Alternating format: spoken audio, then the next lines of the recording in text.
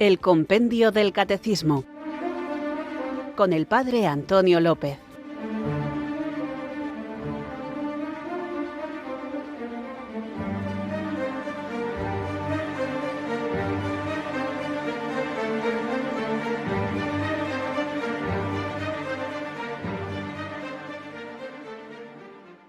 Muy buenas, amantes, apasionados, buscadores de la verdad. Recibid mi abrazo del Padre Antonio López desde Irurzun, en Navarra, los que queréis profundizar en el conocimiento de la fe para madurarla, enraizarla en la vida e irradiarla en el testimonio. Hoy vamos a dejar claro en el programa en el que trataremos sobre los efectos del sacrificio de Cristo en la cruz, cómo todo lo que el Señor hizo por nosotros, no solo en la cruz, sino durante todo su ministerio público, también en su vida oculta, y lo que sigue haciendo por nosotros desde el cielo, es puro expresión de amor. Toda la finalidad y la doctrina de la enseñanza debe ser puesta en el amor que no acaba, porque se puede muy bien exponer lo que es preciso creer, esperar o hacer, pero sobre todo debe resaltarse que el amor de nuestro Señor siempre prevalece, a fin de que cada uno comprenda que todo acto de virtud perfectamente cristiano no tiene otro origen que el amor, ni otro término que el amor. Pues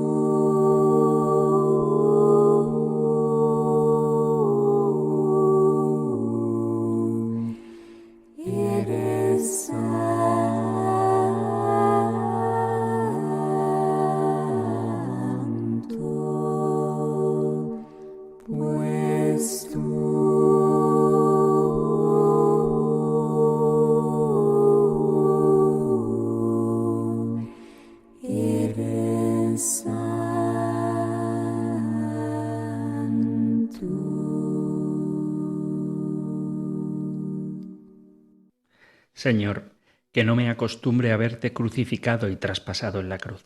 Que cada vez que te contemple en la cruz, mi fe se fortalezca, me acerque más a ti y sienta la necesidad de volver mi mirada a ti, que te traspasaron el alma por mis pecados. Que cada vez, Señor, que fije mi mirada en el crucifijo, lo contemple con ojos de fe, de esperanza y amor.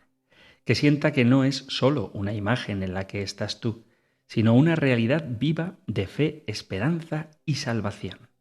Que sea, Señor, un motivo para mí de recogimiento y de mucho amor, y también de agradecimiento al Padre que te entregó para que mi vida tenga sentido de eternidad. Que contemplándote traspasado en la cruz, suponga para mí un nuevo renacer, implique una transformación en mi vida, un crecer espiritual, una renovación interior con paz. Señor, quiero abrazarte en la cruz. Quiero unirme a ti en el camino del amor. Quiero amar hasta el extremo como amas tú. Quiero morir en mi humanidad para ser entrega para los demás desde la humildad, el servicio y el amor. Señor, contemplo tu cuerpo desfigurado por tantas indiferencias humanas, por tanta soberbia y rencores, por tanto egoísmo e iniquidad, y me duele mi corazón, porque siento que también soy el responsable de que tu costado haya sido traspasado por la lanza y tus manos y pies clavados en la cruz. Señor, me postro ante ti traspasado en la cruz y te doy gracias por la autenticidad de tu amor, por tu escuela de servicio, por tu abrazo.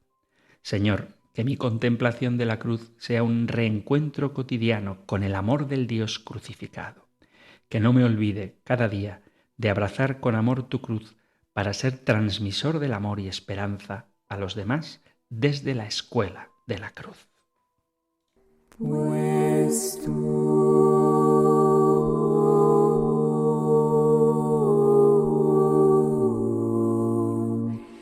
eres santo,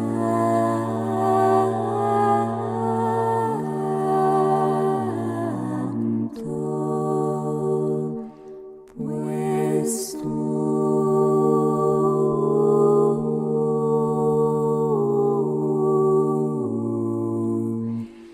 eres santo.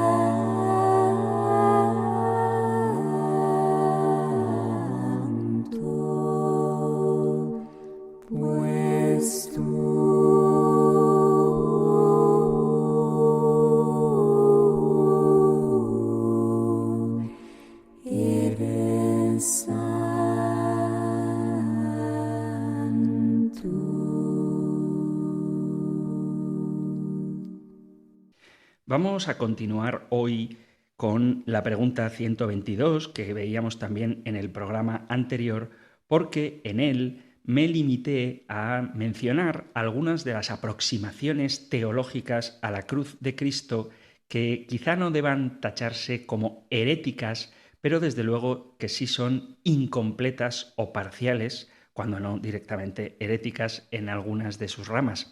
Me refería a esa forma de entender la cruz de Cristo como una expresión del poder que oprime al justo, que se levanta contra las injusticias sin que se identifique la cruz en sí misma como una salvación para el hombre. También hablaba de la visión gnóstica en la que se pretende ver en la cruz una especie de plenitud del ser humano que cualquiera que reflexione y sea iluminado por una etérea sabiduría podría alcanzar, privándonos así de la gratuidad de la cruz y de la necesidad de la gracia para ser salvados. Y por último, como otra de esas visiones heréticas o inadecuadas de la cruz de Cristo, hablaba de la teología, digamos, sadomasoquista, donde parece que a Dios le agrada el sufrimiento de su Hijo Jesucristo y también el sufrimiento del hombre, porque así, viendo al hombre padecer, el Señor Dios sentiría satisfecho su honor ultrajado. Y como no quiero simplemente limitarme a señalar los errores, sino también de un modo positivo comprender en sí mismo el valor salvífico de la cruz, me parece que es oportuno que no sigamos adelante con la siguiente pregunta del compendio, sino que profundicemos aún más en la pregunta 122, puesto que la cruz es la señal de los cristianos. La pregunta 122 es: ¿cuáles son los efectos del sacrificio de Cristo en la cruz?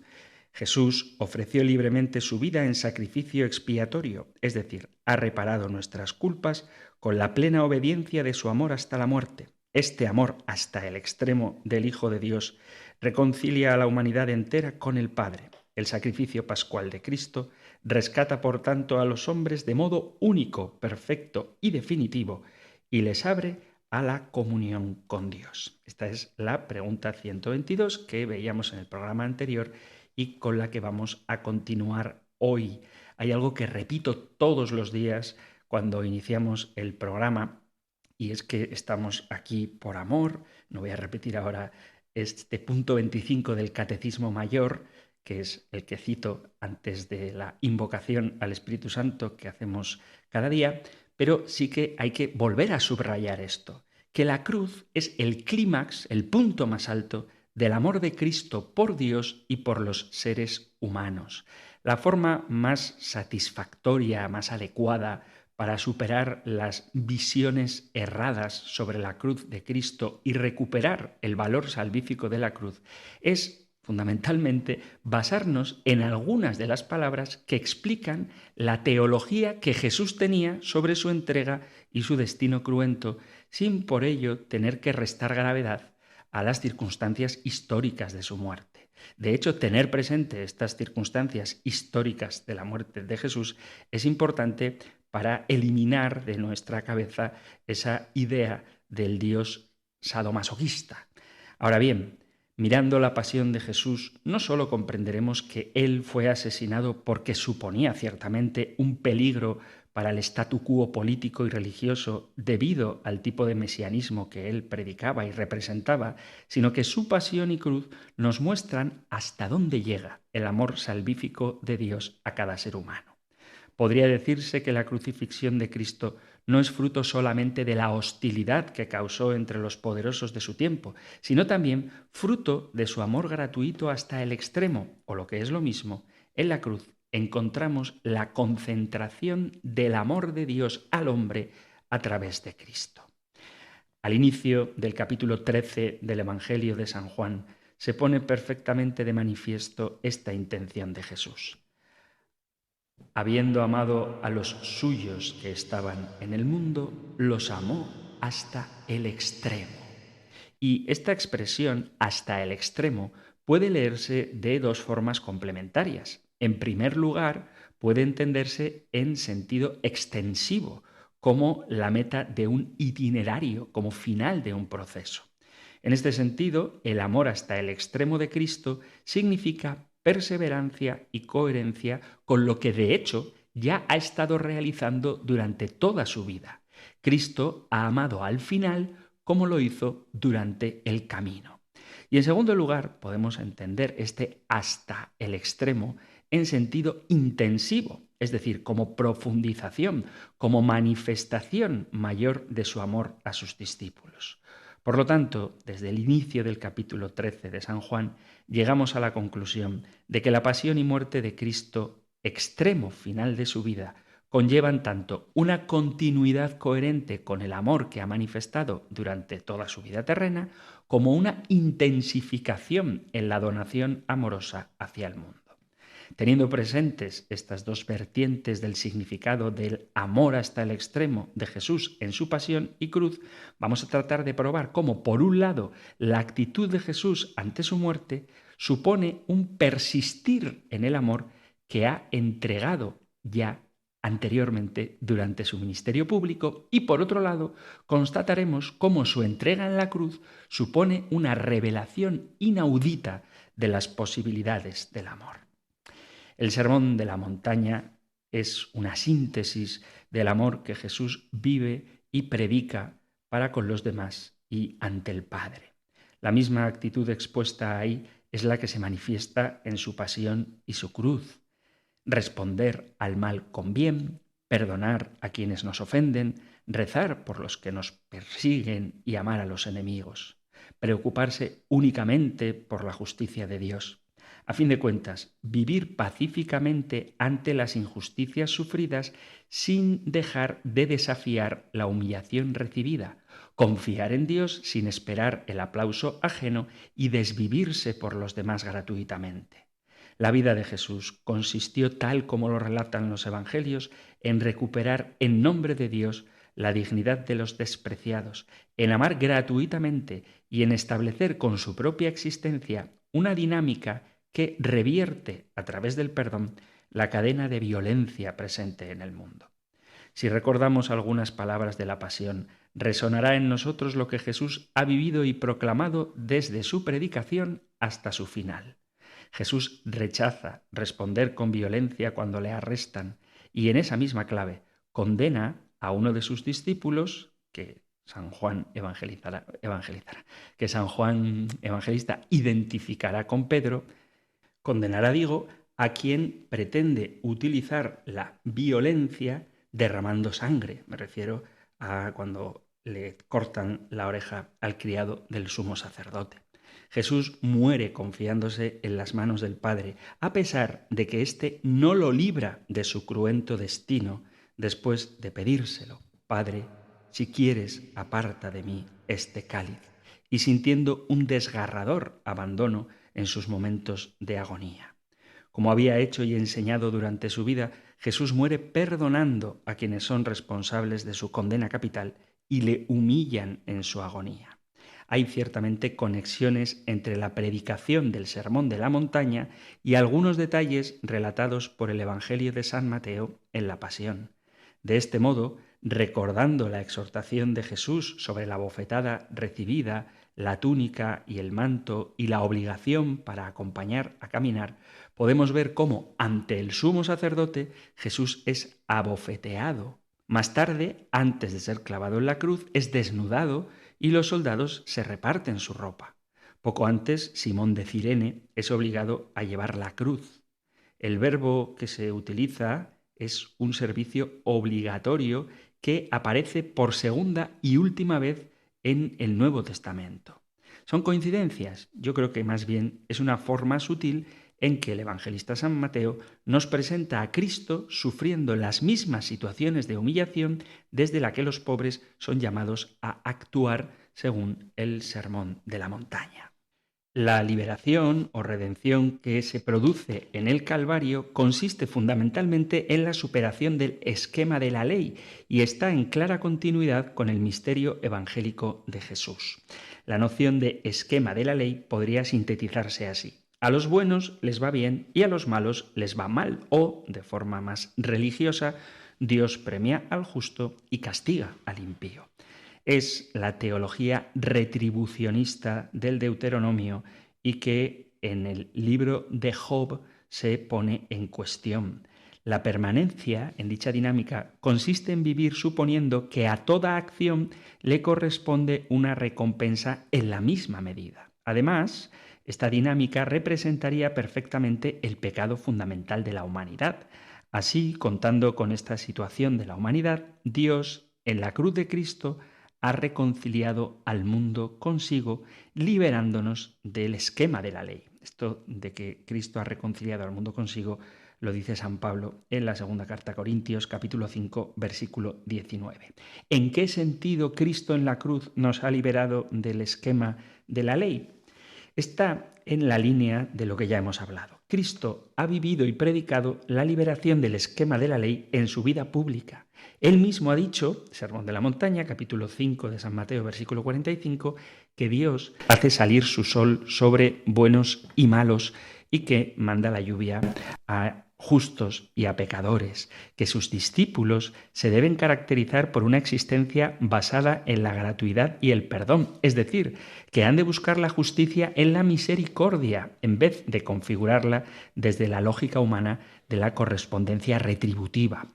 Jesús, mediante sus curaciones, ha anunciado que para Dios la enfermedad no es un castigo divino ante el pecado. Acordaos de la conversación que tiene Jesús en el Evangelio de Juan capítulo 9 con sus discípulos sobre el ciego de nacimiento. De la misma manera, en la cruz se revela que la salvación divina por medio de Cristo conlleva la superación del esquema de la ley, puesto que Dios no libra de la muerte ni de la ignominia al justo por excelencia, que es Cristo.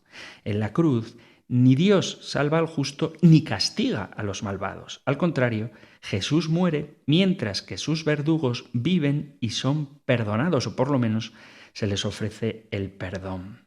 ¿Qué hubiera pasado si Dios hubiera librado a Cristo de su trágico destino en la cruz? Pues que hubiésemos permanecido esclavos del pecado y bajo la autoridad de la ley. Al salvar a Jesús, Dios habría mostrado que los justos son liberados de la muerte, pero al mismo tiempo, con su intervención, librando a Cristo de la muerte, Dios Padre habría indicado también que todos los que no son liberados de la muerte no han sido bastante justos como para merecer una intervención liberadora de Dios. Los pobres, los enfermos, los marginados, los explotados, los perseguidos de todos los tiempos no habrían sido tan buenos como para merecer el rescate que mereció Jesús. Todas las víctimas de la historia habrían tenido el destino que les correspondía por no ser justas, o al menos por no ser tan justas como Jesús. En cambio, Jesús, el justo, habría sido liberado. Y en este sentido, todos seguiríamos bajo el esquema de la ley. Por lo tanto, en efecto, si Dios no ha rescatado a Cristo en la cruz, si Dios en Cristo ha corrido la suerte de todos, si Dios se ha identificado con Jesús y éste ha sufrido el destino de los impíos y rebeldes, significa pues que el Dios que debería asegurar el esquema de la ley, que se corresponde con acción-resultado, ha cancelado su legitimación teológica hasta el punto de solidarizarse con todos los que en la historia han sido vistos como víctimas culpables. Y esta es una expresión del amor de Dios. Vemos entonces cómo se puede interpretar este amor de Dios hasta el extremo en un sentido de amplio, cómo son amados todos, no solamente aquellos que se pueden considerar justos. Pero además, el amor hasta el extremo implica también el sacrificio y el culmen del amor intensivo. El Señor, cuando muere al final de su vida, no solo es coherente con lo que ha vivido y predicado hasta el momento, sino que lleva al clímax su amor. De hecho, puede verse el desarrollo del Evangelio de San Juan como un despliegue en el que se va revelando cada vez con más intensidad y de forma más patente el amor de Dios a los hombres a través de Jesucristo. Esto se vincula con dos conceptos de San Juan que son claves y que están relacionados. Me refiero al concepto de la hora y la gloria. La hora refiere al momento en que el Padre mostrará plenamente la gloria de Jesús. Y esa hora en la que Jesús será glorificado adviene en la pasión y muerte de Jesús. Precisamente en la oración sacerdotal con la que Jesús se dirige al Padre antes del momento de su entrega, dice: Padre, ha llegado la hora. Da gloria a tu Hijo para que tu Hijo te dé gloria. Capítulo 17 del Evangelio de San Juan. La gloria del Hijo se manifiesta con toda su intensidad en la pasión y crucifixión de Cristo. El amor de Dios se muestra totalmente en la entrega de Jesús. Una entrega que no es unilateral. Hay que insistir en que el final de Jesús no puede verse con autonomía de la libertad de los que le condenan. En primer lugar, ya en la encarnación, Dios ha amado tanto al mundo que ha entregado a Jesús, es decir, les ha dado el amor de su Hijo para que el mundo tenga vida. En segundo lugar, en un juego de libertades, los hombres entregan a Jesús, primero Judas traicionándole, luego los judíos lo entregan a Anás y al sumo sacerdote Caifás. Más tarde las autoridades religiosas judías lo entregarán a Pilato.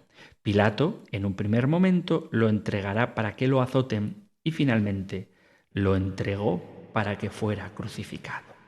Y en tercer lugar, Jesús se entrega a sí mismo, se entrega a los suyos, es decir, los ama hasta dar la vida por ellos y entrega su vida al Padre, haciendo su voluntad hasta el final.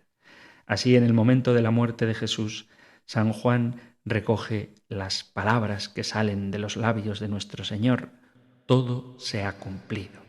Esto es, el amor de Dios ha llegado al fin, al extremo, al máximo, a la consumación. Jesús es glorificado por el Padre porque manifiesta su gloria amando, y es en ese momento que San Juan dice: inclinó su cabeza y entregó el Espíritu. Jesús ha culminado la entrega de su vida y lo realiza hacia el Padre. Le devuelve el Espíritu que le ha permitido amar a los hombres. Un Espíritu Santo, como se explicitará en los relatos de las apariciones de Jesús resucitado, que regalará a sus discípulos, reclamándonos a nosotros, que somos sus discípulos, para continuar su plan salvífico con todo el mundo. Pero ¿por qué debe considerarse la entrega de la propia vida o sacrificio de Jesús a Dios y a los hombres en la cruz como la manifestación con mayor intensidad del amor? Primeramente, y para alejarnos nuevamente de esa imagen sadomasoquista de Dios, hay que aclarar que lo que define el movimiento de entrega de Jesús a Dios y a los hombres es el amor. La intensidad de la entrega no se mide por el sufrimiento asociado a ella, sino por el amor que en ella se pone. Si es que el amor puede medirse por otra métrica que no sea la desmedida. Antes de hablar del valor de la resurrección de Cristo para nuestra salvación, que hay que vincular siempre con la cruz, tendríamos que apuntar a la Trinidad como momento primordial. Y esto hay que hacerlo porque en la Trinidad inmanente las relaciones entre las personas divinas, Padre, Hijo y Espíritu, están caracterizadas por el puro amor entregado y recibido, sin que sea en ella necesario hablar de sacrificio, sufrimiento y muerte. Esto quiere decir que desde la fe cristiana, en el origen de lo real, no hay violencia ni sacrificio, sino únicamente amor. En la eternidad trinitaria, el Padre, el Hijo y el Espíritu se aman sin concurrencia de sacrificio, aunque sí de donación total en comunión. Solo cuando Dios se encuentra frente al pecado, fruto de la libertad humana, se crea un contexto hostil al amor y a la comunión. De esta suerte, en determinadas circunstancias, para que el amor permanezca y se intensifique, debe ligarse al sufrimiento incluso hasta el punto del sacrificio de la vida. Entonces, a pesar de que el amor no esté aparejado necesariamente al sufrimiento, el carácter gratuito y asimétrico del amor, amar en cristiano es lo contrario a te amo si tú me amas, implica que una existencia amorosa en medio del egoísmo ambiental llevará a un amor sufriente. Cuando no hay reciprocidad y comunión entre las personas, al contrario de lo que sucede en la Trinidad, entonces el egoísmo de uno lleva a que, si el otro decide amar, ha de sufrir en algún sentido. Ante el rechazo de la comunión, el amor ha de sacrificar la reciprocidad para permanecer en la gratuidad. Dios ha realizado su misterio de amor, la cruz, dentro de una historia de violencia. Humanamente mirada, la cruz concreta de Jesús nace de la culpa humana. Él muere porque le han matado en asesinato donde se condensan todas las sangres de los asesinatos del mundo. Ella es resultado de la lucha humana y expresión de la maldad suprema de la historia, del pecado original en su manifestación concreta y de los pecados personales. Pero mirada en otro plano, la cruz aparece como cruz pascual, momento en el que se expresa y culmina el amor de Dios dentro del mundo. Precisamente allí donde los humanos quieren imponerse por la fuerza, instaurando su violencia, Dios revela su amor y Jesús le responde en amor pleno, muriendo a favor de los hombres. En ese contexto, sobre la relación entre amor, pecado y entrega, hay que entender las palabras de Jesús: nadie tiene amor mayor que el que da la vida por sus amigos. El Hijo Jesús, que ha recibido la vida del Padre, se la ofrece nuevamente poniéndose en sus manos cuando entrega su vida en favor de los seres humanos. También en otras palabras de Jesús podemos encontrar la primacía del amor sobre el sacrificio, y es que el Señor, justo antes de decir nadie tiene amor mayor que el que da la vida, ha dicho a sus discípulos: este es mi mandamiento, amaos los unos a los otros como yo os he amado. Es decir, el sacrificio está subordinado a la comunión y a la aspiración de amor recíproco y gozoso. Además, debe hacerse notar que su mandato no es el sacrificio. Jesús primeramente nos llama al amor. No obstante, al no querer engañarnos, nos dice que el amor está vinculado a la cruz y que su discípulo ha de cargar con la cruz. Cuando el contexto donde se da el amor está caracterizado por la huella y la presencia del pecado, entonces el amor se vuelve entrega y sacrificio. Requiere asumir el sufrimiento de los otros y aceptar que amar al prójimo conllevará sufrimiento propio. Ante la realidad humana del pecado, el mayor amor se manifiesta en la cruz, como sucedió con Cristo, porque el amor no responde con la misma moneda, no se busca a sí mismo, sino que es esencialmente una salida radical de uno mismo hacia el otro, que puede llevar, y de hecho lleva, a la renuncia total de la propia vida. Una vez conjugadas las nociones de amor, donación, entrega y sacrificio, enmarcándolas en la Trinidad y en el contexto de un mundo marcado por el pecado, hay que decir algo del modo de esa entrega sacrificial y amorosa de Cristo. La libertad de Jesús para enfrentarse a su muerte es algo fundamental. Para ello hay que recordar sus palabras: nadie me quita la vida, yo la doy libremente.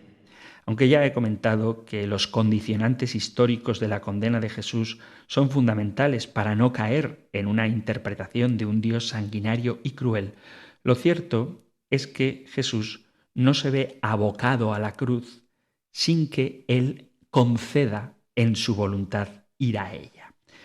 Hay que pensar en la posibilidad de que Jesús podría haber actuado de otra manera en su ministerio público sin crear escándalo, conflicto y hostilidad frente a las autoridades judías y romanas. Y además Jesús podría haber respondido ante su condena huyendo. Pues, como reflejan los evangelistas, Jesús sabe las repercusiones que poco a poco van teniendo sus palabras y acciones. Esto se hace notorio en los llamados vaticinios de la cruz, es decir, cuando Jesús percibe, por la insistencia de sus perseguidores, la posibilidad de un final cruento para su vida, que de hecho se lo anuncia a los discípulos. Por tanto, Jesús da su vida libremente en tanto que Él decide encarar su destino a sabiendas de la crudeza de éste. Y es que el sacrificio de amor realizado por Cristo y que culmina en la cruz no tendría nada de amoroso si dicha entrega no se realizara desde la libertad, es decir, sin coacción. En este sentido, Debe decirse que aunque los poderes temporales tenían potestad para acabar con la vida de Jesús, éste no se entregó a su final pasivamente, sino con la actitud de estar disponiendo de su suerte en todo momento. Algo parecido sucede con la relación entre Jesús y el Padre. Jesús no es un títere en manos de Dios, sino alguien que confía a pesar de lo duro del camino. Todos estos factores convierten la pasión y la salvación de la cruz en un auténtico drama donde nada está determinado a priori.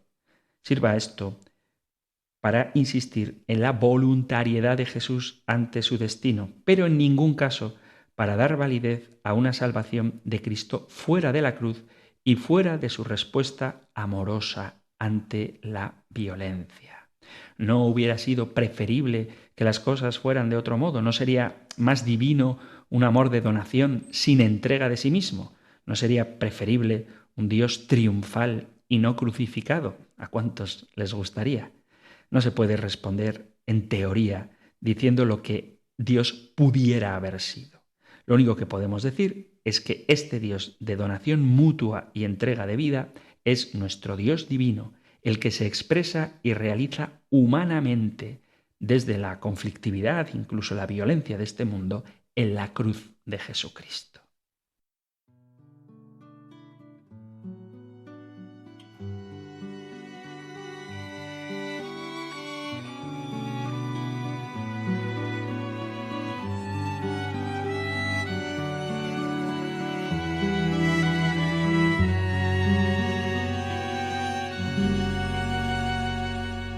Esta tarde, Cristo del Calvario, vine a rogarte por mi carne enferma, pero al verte mis ojos van y vienen de tu cuerpo a mi cuerpo con vergüenza. ¿Cómo quejarme de mis pies cansados cuando veo los tuyos destrozados? ¿Cómo mostrarte mis manos vacías cuando las tuyas están llenas de heridas? ¿Cómo explicarte a ti mi soledad cuando en la cruz alzado y solo estás? ¿Cómo explicarte que no tengo amor cuando tienes rasgado el corazón?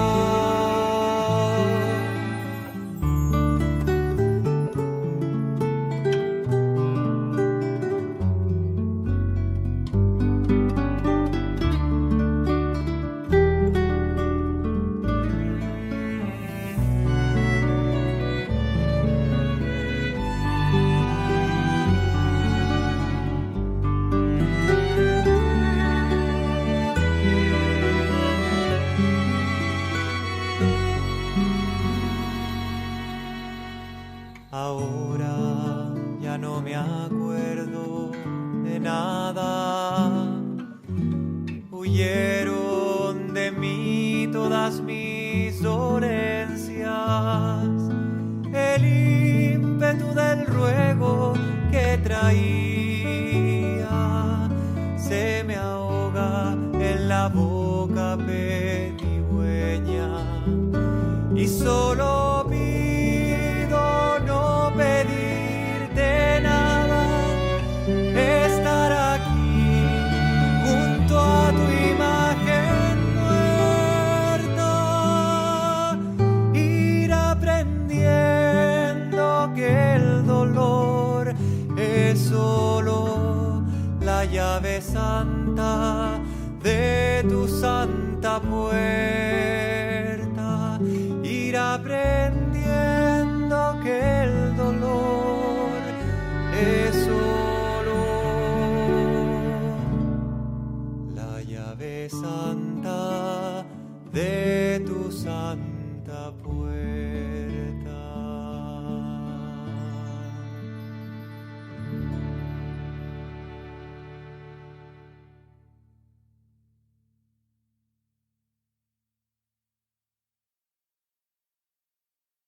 Estás en Radio María escuchando el programa El Compendio del Catecismo, nuestro espacio diario de formación católica que puedes sintonizar de lunes a viernes de 4 a 5 de la tarde, una hora antes si nos sintonizas, si nos escuchas desde las Islas Canarias. Estamos tratando la pregunta 122 sobre los efectos del sacrificio de Cristo en la cruz y hemos visto cómo el amor de Cristo en la cruz es el extremo, los amó hasta el extremo, dice el Evangelio, del amor de Dios. Y este amar hasta el extremo en un sentido expansivo y también en un sentido intensivo.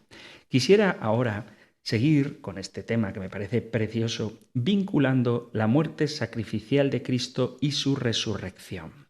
Fijaos que a veces puede ocurrir que se trate de difuminar el drama de la cruz y la muerte de Cristo en favor de la resurrección. Ojo, con esto en ningún momento quiero relativizar la fe en la resurrección de Cristo porque es primicia de nuestra propia resurrección. Lo que hay que evitar es que la resurrección sea entendida como una reabsorción del sufrimiento, la cruz, la muerte y la tumba al interior de esta vida y con ello una gloria en el más acá. Porque la cruz, como ya he dicho, es sufrimiento, muerte y tumba en esta vida que ya la propia cruz se manifiesta como gloria. Y es que la realidad de la resurrección no anula el sentido de la cruz, sino que antes al contrario lo hace valer. Por eso la cruz de Cristo no puede verse aislada de la esperanza en la vida con mayúsculas.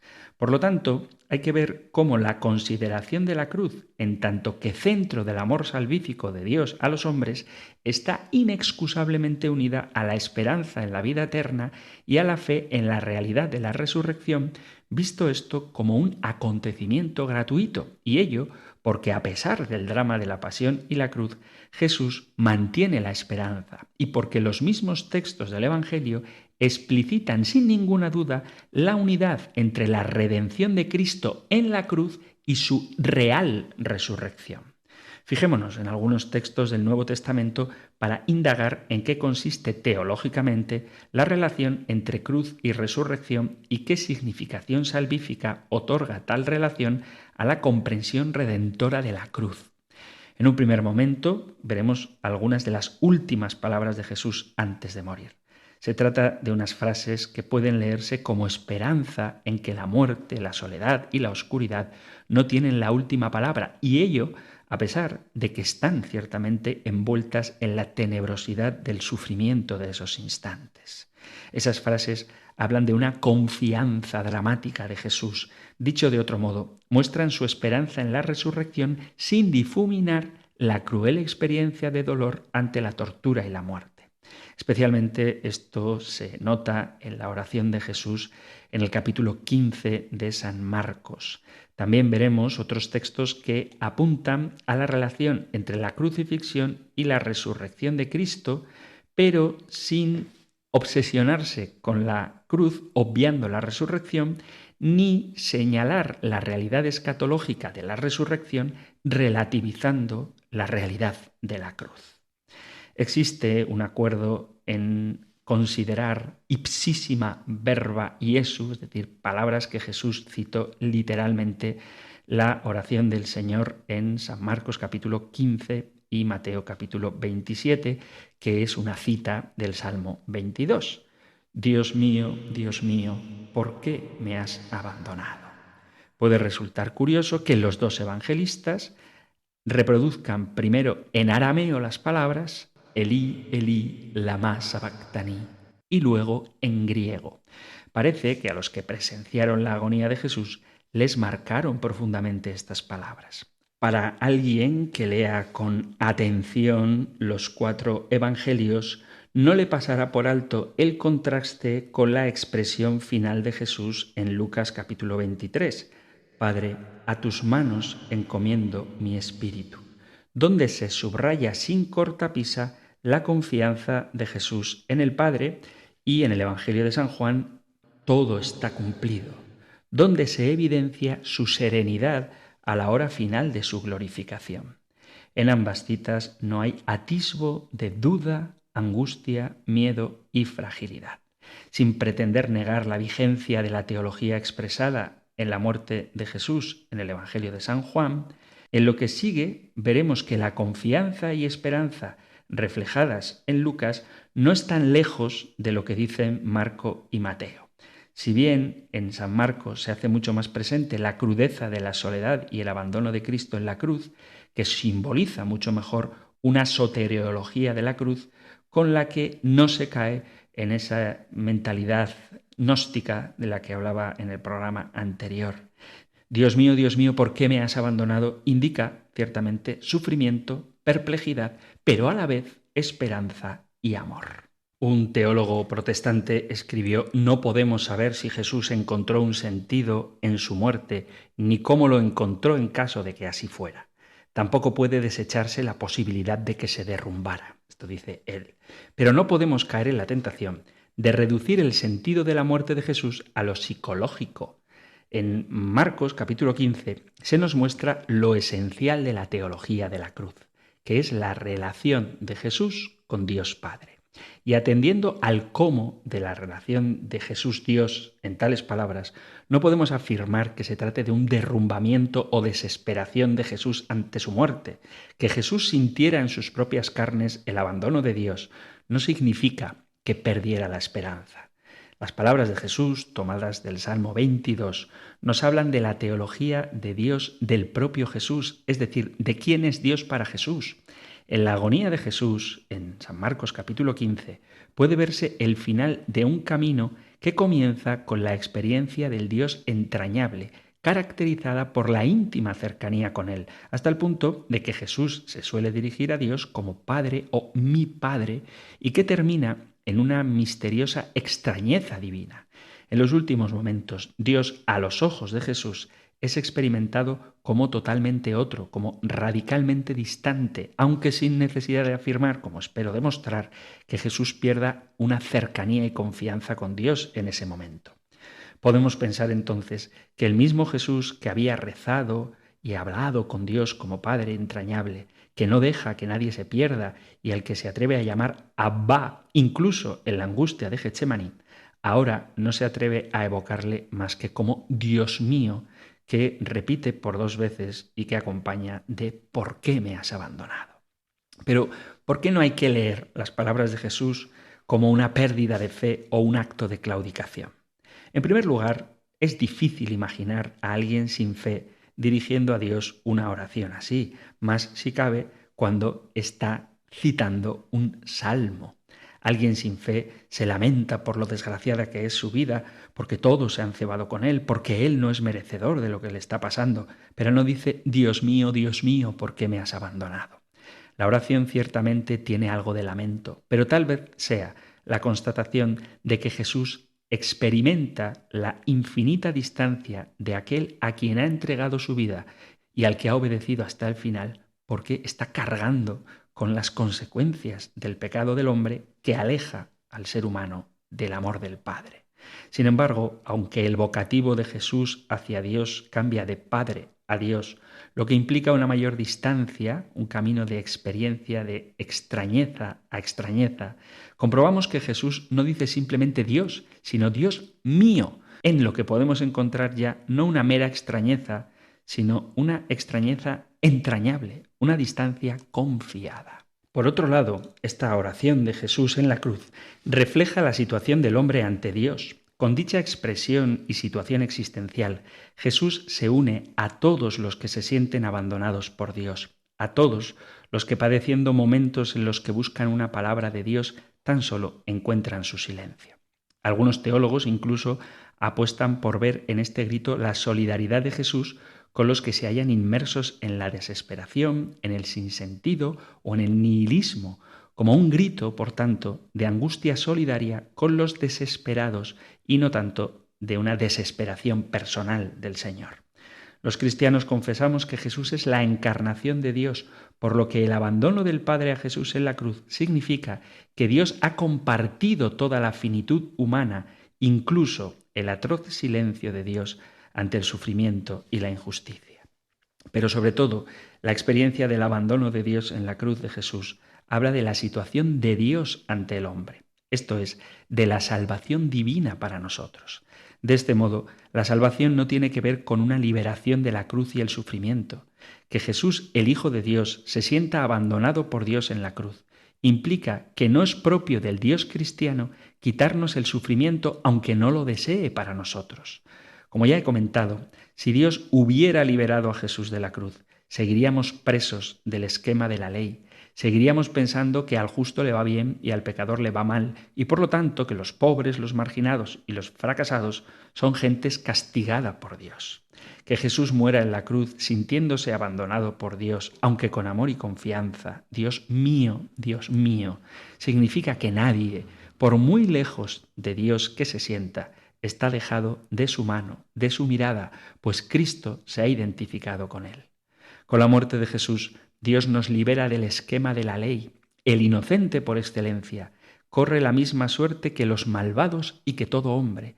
La resurrección, por tanto, no debe verse como una recompensa de las acciones post-mortem, sino como la identificación de Dios con el modo de salvación de Cristo que muere sin oponer resistencia, perdonando a sus verdugos y revelando así el absoluto y excesivo amor de Dios. Todavía queda una pregunta que podemos hacernos y es ¿cómo puede verse en el grito de Jesús en la cruz una esperanza en la resurrección? Ciertamente sería una interpretación muy forzada ver en este lamento de Jesús, por mucha confianza que evoque, una referencia clarísima a la fe en la resurrección. Sin embargo, lo que propongo es fijarnos en la forma interrogante de la oración. Jesús lanza una pregunta a Dios: ¿por qué me has abandonado? Y la realidad es que Dios le ha respondido con la resurrección, convirtiendo lo que parecía tragedia en drama y, por tanto, sin un final trágico. En un drama que, por la gratuidad del Padre, muestra el desenlace de la vida y el amor. Jesús muere dejando una pregunta abierta. Para quien no tiene fe en la resurrección, la pregunta ya ha sido respondida. Dios ha abandonado radicalmente a Jesús en la cruz. Le ha dejado morir y, lo peor de todo, le ha robado el sentido. Jesús ha predicado el amor del Padre, pero cuando más lo necesitaba, no se habría hecho presente y así la muerte habría dicho la última palabra. Pero para los discípulos, a pesar del absoluto silencio divino en la cruz, la resurrección es la respuesta a la súplica de Jesús: ¿dónde estás?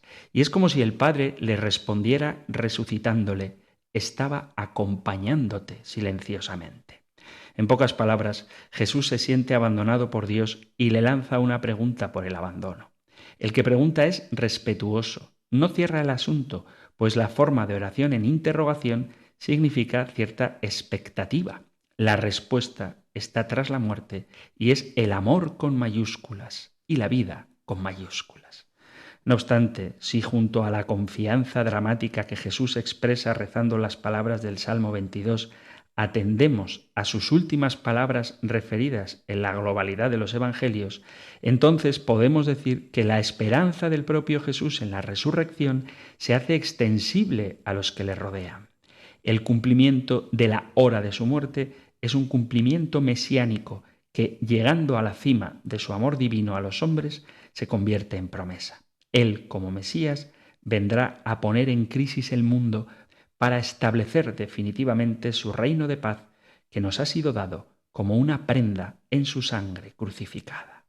La cruz de Cristo es expresión y realización del amor infinito que Dios nos tiene. Por eso es importante acercarnos a ella como lo que en realidad es: la plenitud del amor, la obra de la redención. No solamente porque luego Cristo resucita, aunque eso es lo que le da sentido, sino que en la propia cruz es donde nosotros hemos sido salvados. Es verdad que la cruz puede resultar escandalosa, pero es el modo en que Dios responde con su perdón. La praxis del crucificado hace definitiva la razón de ser del amor y el perdón cristiano. Por lo tanto, para el que otorga fe a la vida y a la persona de Jesucristo, no hay otro modo de mirar la realidad humana que este, pues no hay otro modo de redimir el sufrimiento y el pecado sino asumiéndolo.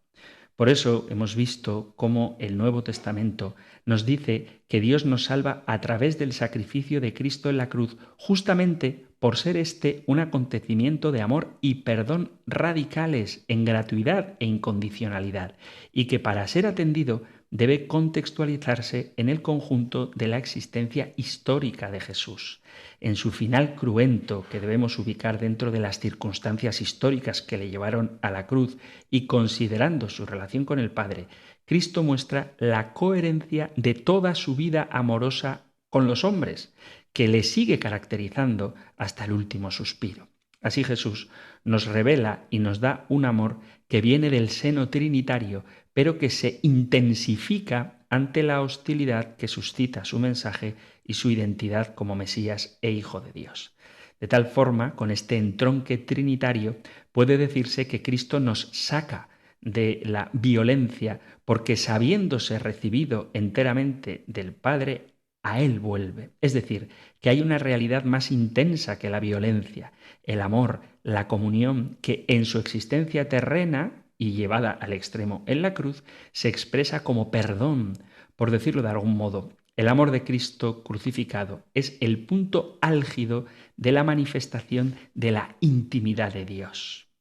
Cuando nosotros hablamos de la redención de Cristo en la cruz, no optamos por un cristianismo dolorista o sacrificialista, sino que nos tomamos en serio el sufrimiento de aquellos que padecen y nos abrimos existencialmente con fe, esperanza y caridad a la acción del Dios de la vida, cuando todo hace pensar que no hay lugar para tal cosa. La cruz obra como una concentración de la vida de Cristo y apunta inmediata y necesariamente a la resurrección. Por lo tanto, reivindicar la salvación del crucificado no hace más que recordar la prioridad teológica y evangelizadora de nuestro querigma. Cristo ha muerto y ha resucitado para la salvación de todos. Y reivindicar la centralidad de la resurrección de Cristo, garantía de la nuestra, no hace sino señalar la entrega humilde de Cristo hasta la cruz y la acción gratuita de quien acomete el acto resucitador, es decir, el Padre.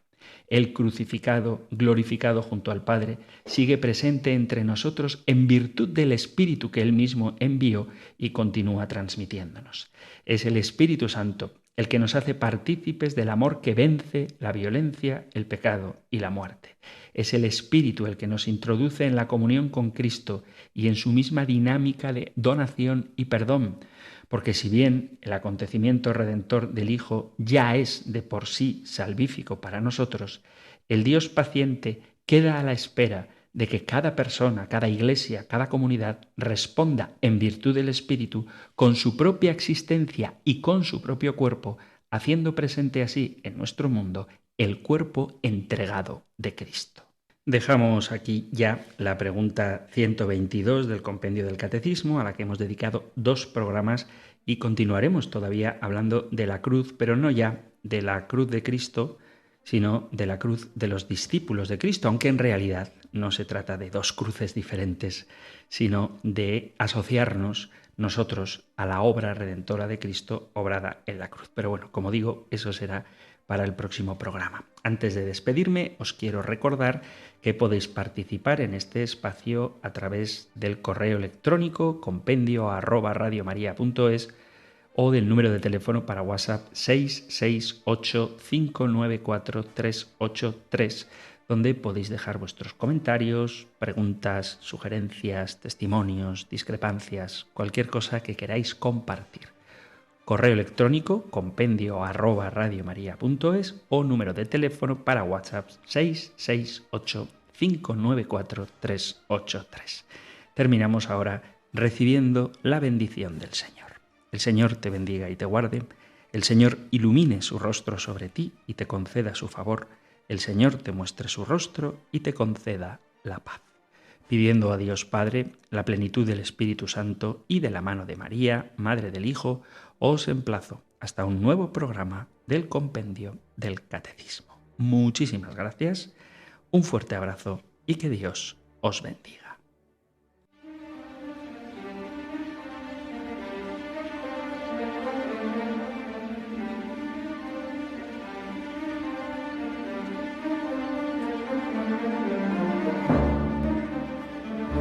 El Compendio del Catecismo con el Padre Antonio López.